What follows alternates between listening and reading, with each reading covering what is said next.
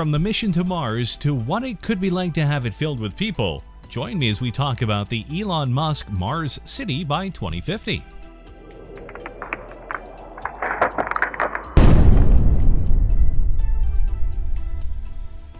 Elon Musk is a man on a mission, and that mission is to get humanity not just to Mars, but to get them to Mars in this decade.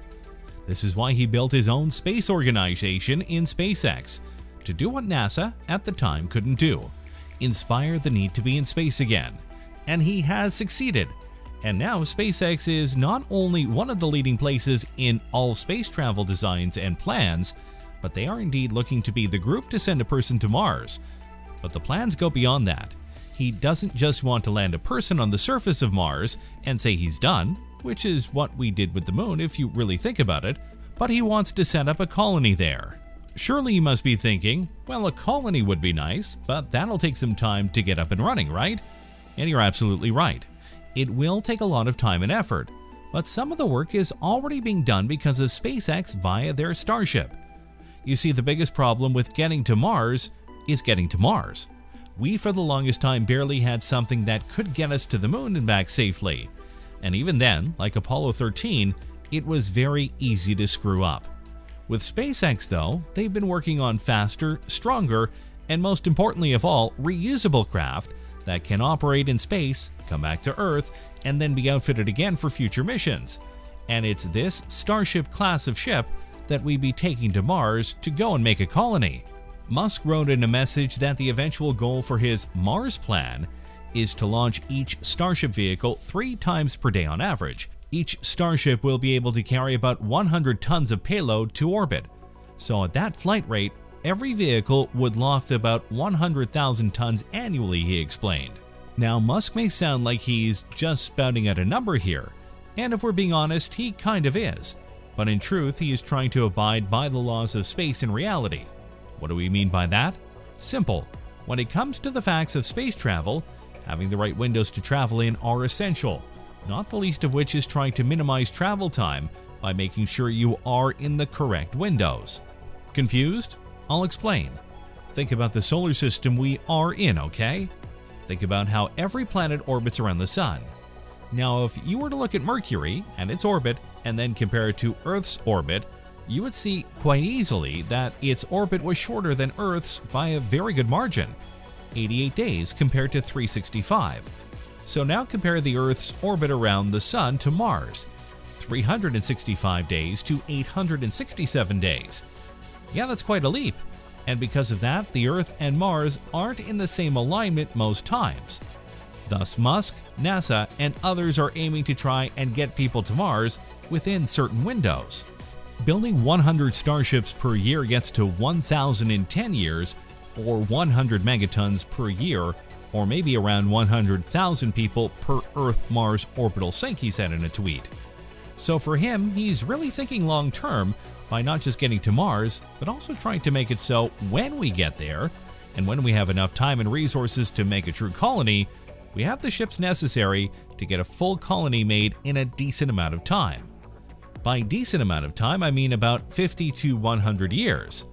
Yeah, this is not a quick process. However, the quicker we get started, the quicker we get done, right? And that's one of Musk's biggest goals. Trying to do things now instead of hoping something will develop later to make things more speedy. Because waiting around just isn't good when you're trying to shape the human race towards its future. After hearing some of his numbers, he stated one fan asked if he was seriously stating that we could have 1 million people on Mars by 2050.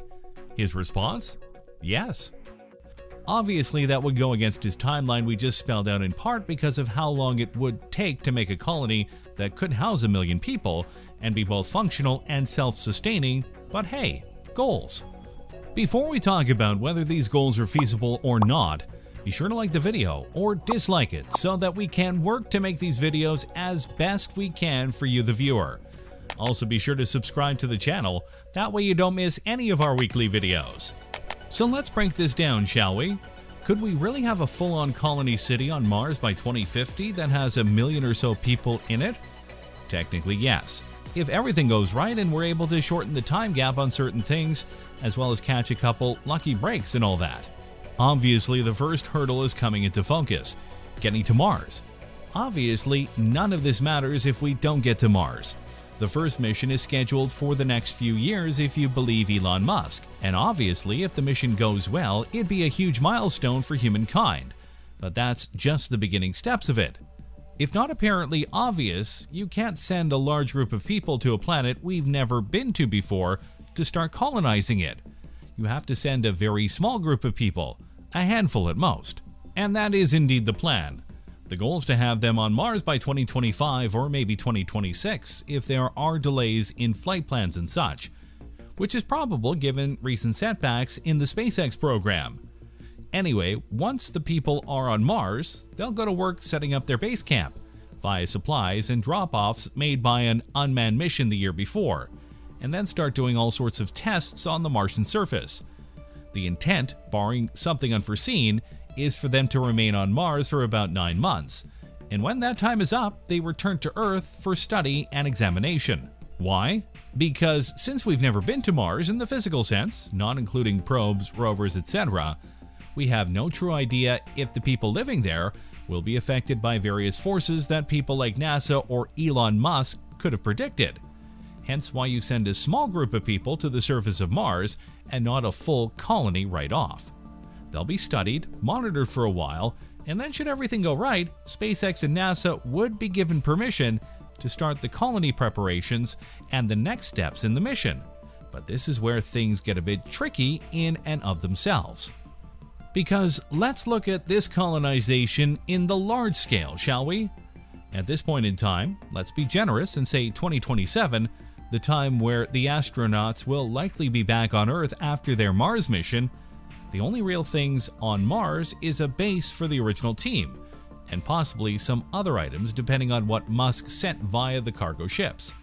That's a long way from having a fully housed colony, not to mention that to get a population size of 1 million people, you need to make sure you can house, feed, and keep safe 1 million people. That's not as easy as people like to think it is. That's not to say it's impossible. We obviously know that it's not based just on Earth and how we've adapted to protect ourselves from various things. But to do it on Mars will be even harder. So what will it take to get to 1 million people on Mars by 2050? A lot of starships, a lot of people, and a lot of quick building. Let's start with the basics, shall we? For the second Mars mission, aka the one after the first group comes back and proves that there's nothing overtly harmful about living on Mars outside of basic risks, more than likely a larger group will be sent to the planet to not just live there, possibly for a much longer term, depending on the mission parameters, but to lay the groundwork for the colony at large. The first group that will be sent to Mars will very much be a science team and possibly an engineer or two to work on setting up power generators and maybe even solar panels. But for the most part, it'll be about studying Mars to set up the possibility of true colonization. For round 2, there will be a lot more people focused on the actual building of the colony, which is both very good and very problematic. After all, what are you going to build the colony out of? And just as important, where are you going to get the materials to build said colony? Exactly. Now, both of these questions have many answers, but which ones will lend itself to the goal of the 2050 timetable for the colony? A few, very few in fact. Never forget the reason we can do massive and breathtaking buildings here on Earth is because resources are only a few hours or maybe even days away should we need them and plan ahead to get them. For Mars, they don't have that option, or at least not at first. Unlike Earth, we don't know what's exactly in the Martian soil. We have tests that show there are various minerals and rare earth metals we can use, but getting to them, refining them, and making them useful for colony growth is a long process. So for the vast majority of time, we'll be relying on shipments from Earth to send us the materials that we need to build the Martian colony. That's a very costly and time-consuming endeavor and can totally throw off the timetable should even a single shipment go wrong. And knowing how space travel and construction works, something will go wrong eventually. However, there is another option, one that is a little more creative and uses the resources at hand. The There was a plan in place that could have various rovers, which would be shipped in via the Starship cargo vessels that can carry a great deal of them at once, using 3D printing to help set up various homes for people using the natural soil and ground of Mars. How this will work exactly is a little abstract, but the idea of 3D printing things could work in theory.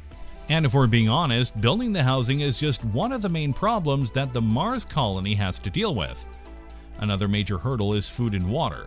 We know there's water on Mars, that's been proven, and the SpaceX mission is even going to go to a place where water is so that it can be extracted much easier than having to go and search for a good water spot or hoping that there is water around. However, when it comes to food, we'll have to bring our own and either get continuous shipments from Earth, which again is costly, time-consuming, and problematic, or pull a Matt Damon from his movie The Martian and find a way to grow our own food, which would be awesome, but problematic in its own right. And while we could eventually create massive greenhouses to make our own crops on Mars, that process will take time to not just grow, but test to make sure they're safe for consumption. But it'll also take time to make it possible for it to feed 1 million people by 2050. Ask any farmer you know, and expansion of crops and growth of plants isn't the easiest thing in the world. But let's be fair here.